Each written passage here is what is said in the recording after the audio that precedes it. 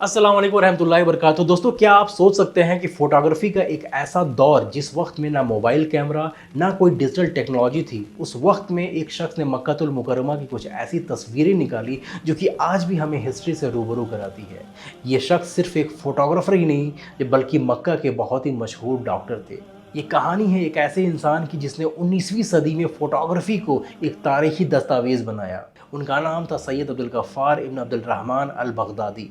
ये मक्कातुल मुकर्रमा के एक ऐसे फ़ोटोग्राफ़र थे जिनकी ली हुई फ़ोटो आज तक मौजूद हैं। दोस्तों, आज की दुनिया में हमें मक्कातुल मुकर्रमा की ऐसी तमाम फ़ोटोज़ मिल जाएँगी, ऐसे ड्रोन फुटेज मिल जाएँगे, एचडी वीडियोज़ मिल जाएँगे और हाई रेज़ोल्यूशन के फ़ोटोग्राफ मिल जाएँगे। मगर सोचिए, 140 साल पहले जब बाहर की दुनिया के लिए मक्कातुल मुकर्रमा सिर्फ़ एक राज़ था, एक इंसान फ़ोटोग्राफ़ी को सहारा लेकर के और मक्का की असल रूह से लोगों को रूबरू कराता है कि मक्का असल में दिखता कैसा है। दोस्तों, हम सबकी एक ख्वाहिश होती है कि हम उस दौर को देख सकें, अपनी खुली आँखों से देख सकें, चाहे वो मक्का हो या मदीना हो जिस वक्त में हमारे नबी मोहम्मद सल्लल्लाहु अलैहि वसल्लम रहा करते थे। वो दौर कैसा होगा, उस दौर में किस तरीके से खाने काबा होगा, वहाँ के घर कैसे होंगे, किस तरीके से हमारे नबी रहते थे, आपका घर कैसा होगा। ये सारी की सारी चीज़ें जो है आज के वक्त में मुमकिन नहीं है, लेकिन अब्दुल गफ्फार साहब के ज़रिए से जो फ़ोटोज़ ली गई थी, कम से कम हम 40 साल पहले जाकर के हिस्ट्री में देख सकते हैं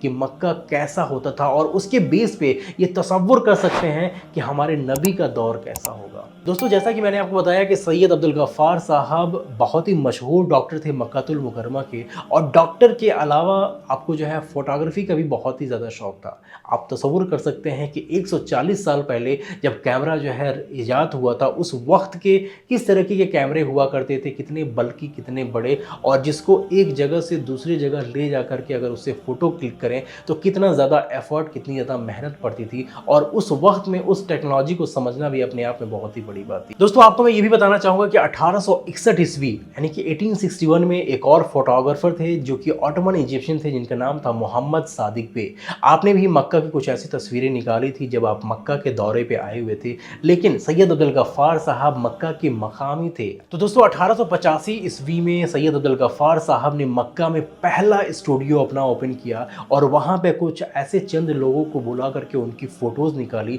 जो उस वक्त के बहुत ही रेप्यूटेड एक अच्छे सोसाइटी से बिलोंग करते थे, और उन तमाम लोगों के भी फ़ोटोज़ आपने निकाले जो कि वहाँ के मकामी थे और जो बाहर से आकर के मक्का में काम किया करते थे। तो ये कुछ फ़ोटोज़ आप देख सकते हैं, बहुत ही बेहतरीन फ़ोटोज़ ये सारे हैं। आप इसको देख करके उस वक्त के कल्चर का जो है वो अंदाज़ा कर सकते हैं आप। दोस्तों, ये सारी फ़ोटोज़, जो सारी तस्वीरें जो आपने ली हैं, ये दुनिया के लिए एक सरप्राइज़ था। जो पहली बार देख रहे थे मक्कातुल मुकर्रमा को, क्योंकि मक्का को इसके पहले बहुत ही चंद लोगों ने ही देखा था। ये किस तरीके से ये सिलसिला शुरू हुआ, आप किस तरीके से फ़ोटोग्राफ़र बने और यहाँ आपके ज़रिए से ली हुई फ़ोटो किस तरीके से पूरी दुनिया में वायरल हो गई, ये कहानी सुनिए, बहुत ही इंटरेस्टिंग कहानी है। आने वक्त में उम्रे का चलन इतना ज़्यादा नहीं था। उस वक्त में जो बहुत ही ज़्यादा इस्तिताअत रखता था, जिनके पास अच्छा खासा माल हुआ करता था, वो उस वक्त में हज किया करते थे। लेकिन आज के दौर में लोग हज से ज़्यादा तरजीह जो है उम्रे को दे रहे हैं, हज से ज़्यादा रस जो है उम्रे में हो रहा है। मैं दुआ करता हूँ अल्लाह ताला आपको उम्रे के साथ साथ हज की भी सादत जो है वो नसीब करें। मैं इसी के साथ साथ जो है रिकमेंड करना चाहता हूँ अल-किस्वा उम्रा सर्विसेज से, जो कि बहुत ही रिलायबल और जेन्युइन कंपनी है।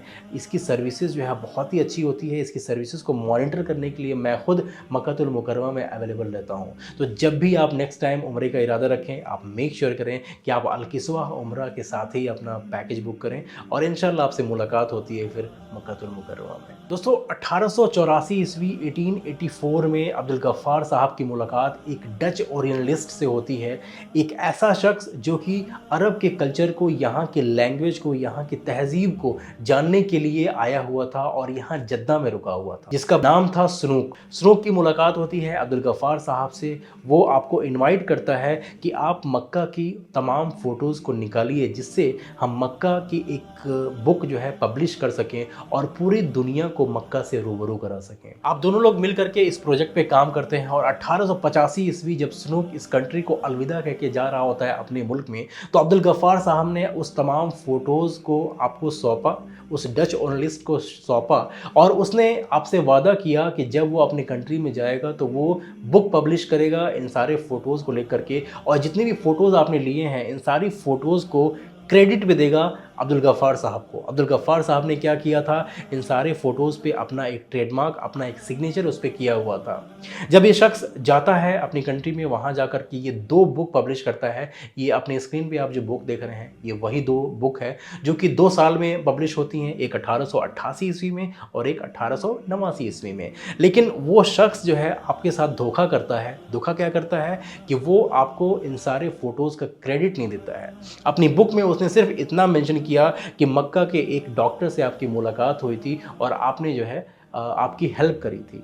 लेकिन वो जितने भी फ़ोटोज़ थे और उन फ़ोटोज़ पे जो आपके दस्तख़त थे, आपके जो सिग्नेचर थे, उन सारे सिग्नेचर्स को वो मिटा देता है और पूरे फ़ोटो को ब्लैंक प्रिंट करता है। ये फ़ोटोज़ आप देख सकते हैं, ये 2 फ़ोटोज़ हैं। इस पे एक पे आप सिग्नेचर है और इस बुक में ये फ़ोटो जो आप देख रहे हैं, इस पे सिग्नेचर नहीं है। तो ये इस शख्स ने आपके साथ धोखा किया, जिसकी वजह से दुनिया को इनके बारे में उस वक़्त में मालूम नहीं चल सका कि ये फ़ोटो किसने लिया है। अगर आप इन तस्वीरों को देखें तो आपको नज़र आएगा कि उस वक़्त में मक्का में जो इमारतें थीं, उसका जो नक्शा था वो कैसा था और आज के वक़्त में कितना अलग हो चुका है। आज का मक्का एक मॉडर्न सिटी हो चुका है, मगर सैयद अब्दुल गफ़्फ़ार साहब ने जो डॉक्यूमेंट किया है वो एक पुरानी इस्लामिक सिविलाइजेशन का हिस्सा है, जिसे देख कर के ये अंदाज़ा होता है कि हमारे नबी सल्लल्लाहु अलैहि वसल्लम का दौर कैसा होगा। अल्हम्दुलिल्लाह।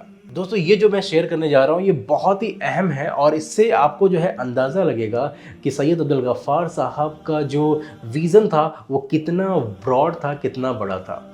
आज के दौर में हमारे पास जो मोबाइल है, इसमें हमारा एक सेटिंग होती है, एक कैमरे का जो एंगल होता है, जो व्यू होता है, इसको हम पनोरमा के नाम से जानते हैं। अगर कोई वाइड रेंज का जो लैंडस्केप है, अगर उसका फ़ोटो लेना हो तो हम किस तरीके से बड़ी ही आसानी से मोबाइल को घुमा-घुमा करके उन सारे फ़ोटोज़ को कैद कर सकते हैं। लेकिन उस दौर में 140 साल पहले सैयद अब्दुल गफ़्फ़ार साहब ने इस थॉट को सोचा कि जिस तरीके से हम मीना की फ़ोटो ले रहे हैं, ये हरम शरीफ की फ़ोटो ले रहे हैं, अगर मैं सिर्फ़ एक एंगल से इस फ़ोटो को मैं लेता हूँ तो सिर्फ़ सामने या तो काबा शरीफ नज़र आएगा या तो कोई बिल्डिंग उस वक़्त की नज़र आएगी। लेकिन आपने सोचा कि नहीं, मैं इस पूरे लैंडस्केप को कवर करूँगा और आपने जो है करीब 4 फ़ोटोज़, 3 या 4 फ़ोटोज़ आपने लिए और उन तमाम फ़ोटोज़ को बाद में आपने जो है जोड़ा, ऐड किया, जिसके ज़रिए से हमें एक पैनोरमा का व्यू मिलता है, पूरा लैंडस्केप का एरिया दिखता है। ये फ़ोटोज़ आप देख सकते हैं। इस फ़ोटो में देख सकते हैं, ये मक्कातुल मुकर्रमा की फ़ोटो है, जिसमें 3 पार्ट में इस फ़ोटो को आपने लिया है और उसके बाद से इन तीनों फ़ोटोज़ को जोड़ करके एक फ़ोटो आपने बनाया। जो दूसरा इमेज आप देख रहे हैं, ये मीना का एरिया है, जिसमें मस्जिद अल खैफ बहुत ही क्लियर दिखाई दे रहा है। उस वक्त का मस्जिद अल खैफ और आज के मस्जिद अल खैफ का आप देख सकते हैं। ये मीना का एरिया जो कि आज के वक्त में हम लोग इसकी वीडियो निकालते हैं और उस दौर का वो फ़ोटो जिसको आपने जो है 3 पार्ट में क्लिक किया और उसको जोड़ करके एक मीना का पूरा लैंडस्केप दिखाया। वो हज का दौर था जब आपने इन तमाम फ़ोटोज़ को लिया था और आप देख सकते हैं कि इस मीना की वादी में कितना ज़्यादा रश है आज़मीन हज का, हुज्जाज कराम का। और ये जो फ़ोटो मक्कातुल मुकर्रमा के आप देख रहे हैं, इसमें आप पूरी तरीके से देख सकते हैं कि मक्का का हुदूद कितना है और इसके सटे कितनी बिल्डिंगें थीं, कौन से पहाड़ थे। ये जो पहाड़ आप देख रहे हैं, यहाँ पे ऑटोमन एम्पायर का किला हुआ करता था, जहाँ से मॉनिटरिंग करने के लिए लोग खड़े हुआ करते थे और जिससे मक्का की पूरी तरीके से निगरानी हुआ करती थी। तो ये बहुत ही अहम इन्फॉर्मेशन है। जो आपका जो विज़न था, इस विज़न को सलाम है हमारा। वो टेक्नोलॉजी जो उस दौर में किसी के जहन में भी नहीं था, वो टेक्नोलॉजी आपने जो है उस वक्त में इस्तेमाल करके दिखा दिया। तो अगर आप हज या उम्रे पे आ रहे हैं और आपको तमाम प्रोडक्ट्स की लिस्ट चाहिए तो मैं रिकमेंड करना चाहता हूँ islamicretail.com से। यहाँ पे जाकर के आप अपनी शॉपिंग कर सकते हैं। तो बस यही थी आज की वीडियो। उम्मीद करते हैं ये वीडियो आपको पसंद आया होगा, कुछ नई इन्फॉर्मेशन जो है आप तक ज़रूर पहुंची होगी। ऐसी मेरी तमाम वीडियोस को देखते रहें, अपना प्यार देते रहें और मेरे चैनल को सब्सक्राइब ज़रूर करें आप ऐसी तमाम वीडियोस को देखने के लिए। इंशाल्लाह मुलाकात होती है फिर अगले वीडियो में। अपनी दुआओं में ख़ास तौर से याद रखें आप। अल्लाह हाफ़िज़।